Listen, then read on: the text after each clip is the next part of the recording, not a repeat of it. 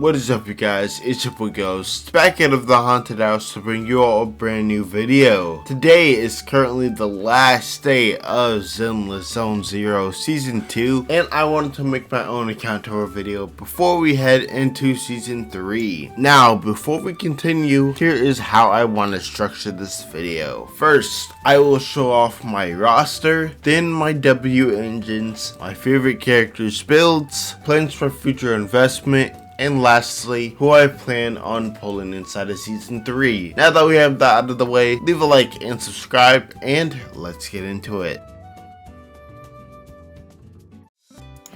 Let me start off by saying that I am a day one player for Zenless. I had been interested in this game since its release and have loved the way the game plays, love the mechanics and the feel of the world and the characters in general. I am saying all of this to say I have a lot of the cast, and as an early goal of mine, they're all level 60, and this was mainly because I wanted to use every character in the game if I ever felt like I needed to. After all, my mentality when starting any gacha game is to get as many characters as I possibly can. Though this all kind of changed after I got my first M6 character, and I would say I'm more focused on vertically investing now. Anyway, back to my roster. I currently own 65 out of the 73 characters there are in game, and am missing 8 characters in total. Now, as for my W engines, I have 18 limited W engines. 3 of them I got from the free shop thing. And now it's time for the longest part of the video, showing off my characters' builds. To shorten the video some, I will only be showing off the ones I use for my main teams. So let's start off with my Shunguang team and her supports.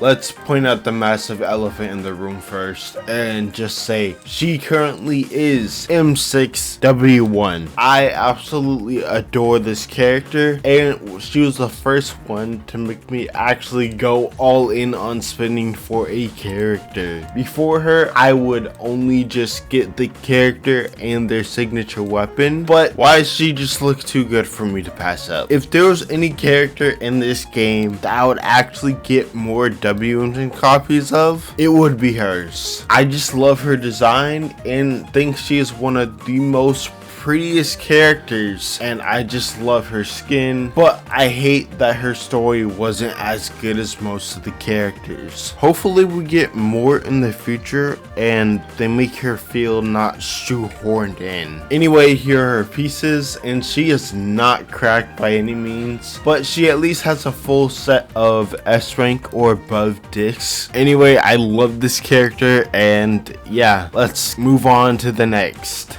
Next up is my Sunna, and she is currently M1W1. I plan on stopping at M2W1, and hopefully I will be able to obtain it by next patch. Her discs, on the other hand, could use a little bit of some work. Same with her skills. Last for this team is my Zhao, and I have actually come around to the thought of getting her some more vertical investment, since initially when I was first looking at her mindscapes, I was kind of underwhelmed since I wanted her to have a little bit more frostbite generation. But after looking at them again, M2W1 just seems like the actual stopping point and a way to go for her. As for her build, it's pretty standard on the 4-piece bunny set and 2 PCR. Really nothing crazy at all. The next team I will be showing off is my Cissia team and all of her supports.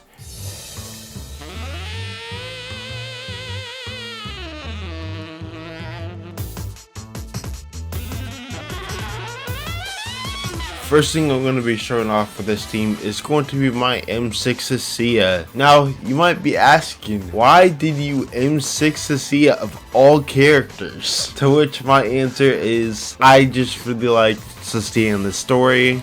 I liked her vibe, her outfit, and she's just a really fun character to me. I recommend you watch my Cissia video to learn more about what I like about her. As for the build itself, I would say that she's more built towards her DPS playstyle than her support one that a lot of people are probably running. And here are the discs she's currently running along with her internet network ranking. Seed is up next, and she is currently M0W1, though her build is probably going to seem a little bit weird at first because at first glance nothing seems wrong with the base stats, but after going into equipment you can see that I actually have her on 4-piece Astral and not Dawn's Bloom. This is mainly because I already have Cissia on Dawn's Bloom, so realistically Cissia is going to be doing most of the damage out of the team, so putting Seed on Astral seems more like the play. Astra is second to last and is M0W1. I'm honestly not sure if it's worth going for her vertical, especially with season 3 right around the corner, but if I were to probably invest in her more, I'd probably stop at M2W1. As for her base stats, they are just alright, and her discs aren't actually terrible, so Dialyn is up next, and she is M1W1. She's actually the very first limited character I ever pulled a Mindscape for, and I hope to get her M2 on the rerun. I would also say that her build is also pretty good in my opinion. I'm currently running her on 4-piece King of the Summit with an ER 2-piece, because I mean I'm already at the 100% threshold for her that she wants, and the ER helps me get her positive review points quicker. So lastly, here are the discs and the ranks on internet network. Now for my rupture characters, both Yixuan and Yidhari, plus Lucia and Fufu, since I don't have anywhere else to put her.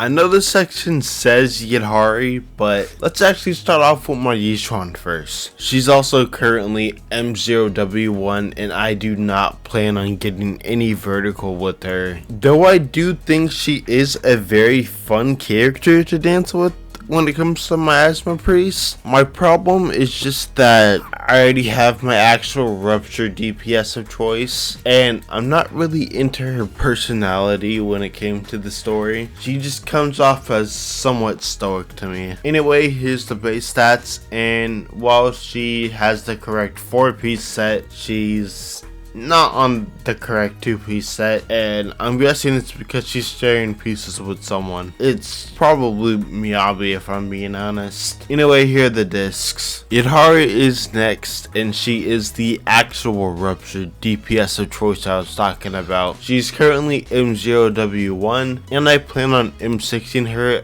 at some point in the future. However, I want to get M2 Dialyn first before I fully lock into this decision. This is mainly because one of the Deadly Assault bosses wants parries for their performance points, but her built-in parries don't count towards the performance points. Anyway, here are the base stats and the discs. They aren't the greatest at the moment, but I plan on farming more for her. Lucia is next, and she is currently M1W1. While I like her design and would like to invest into her more, the rest of her mindscapes just look pretty underwhelming.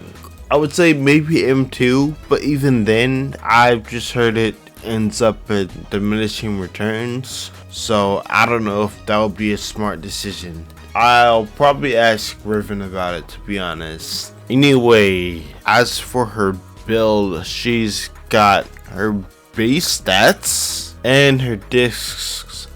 They're just kind of mid. Nothing really of note. Fufu is practically last, and it's just M0 with Kaleda's engine. I just can't recommend that anyone pulls this agent when we have characters like Norma and Dialyn, or even Nangong to an extent. Really, all she is a decibel regen stunner that falls behind, especially when you look at the things that the other stunners are doing. I only pulled her in the beginning because she was a generalist rupture stunner that was able to be really good with Yixuan, and while she is that, Dialyn just straight up gives an extra ult, and Norma is supposed to be given a free chain attack. So, but here's the build, and base stats are fine, but the discs need a little bit of work, and overall it's just okay. Lastly, the team I have actually been working on the longest, my Alice and Yuzuha team, plus Nangong.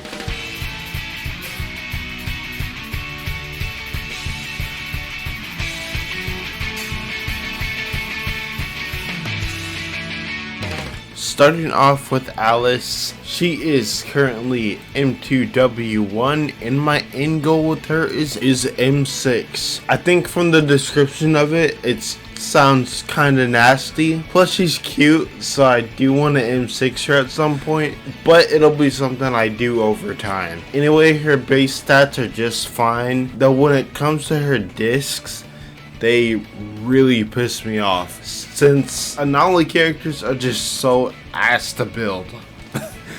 On paper, they should be pretty easy to build since I only want anomaly proficiency and attack, but in reality, they are actually so fucking frustrating to build because they always roll into some random shit stat. As for Yuzuha, she is currently M2W1 and I have the same goal as Alice, that being M6, mainly just because I like Spook Shack. Anyway, her base stats are just fine and her discs are also just kind of the same.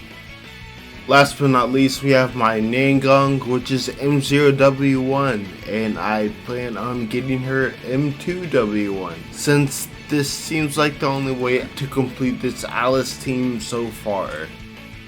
Especially since she was the last one to be released with a polarity disorder in her kit. Plus she can trigger a blooms and has an ether veil, so it keeps Alice somewhat relevant. Anyway, her base stats are alright, and her pieces I low-key just took from Vivian and called it a day. Now we have finally made it to the characters I plan on pulling inside of Season 3. I actually plan on pulling in heavily investing into 3 characters. Those being Valina, Claret, and Storyteller. These are the only characters I actually plan on spending money on. Under that tier is Remiel and Sunbringer. I'll probably throw pulls at them since they're just probably gonna be meta, but as of right now, my plans at the moment, especially for Sunbringer, is M0W1. Phoenix is also a character I am unsure of. Like, I want her, but I'll have to see how much I want her. As for everyone else, I could kinda care less about them. Anyway, this was my Zenless Zone Zero Season 2 account tour. Hopefully guys did enjoy, and if you made it this far, comment like a ZZZ sleeping emoji or like a ghost emoji or something, I don't know. Please do leave a like and subscribe. Also follow the Twitch, follow the socials, and yeah, peace.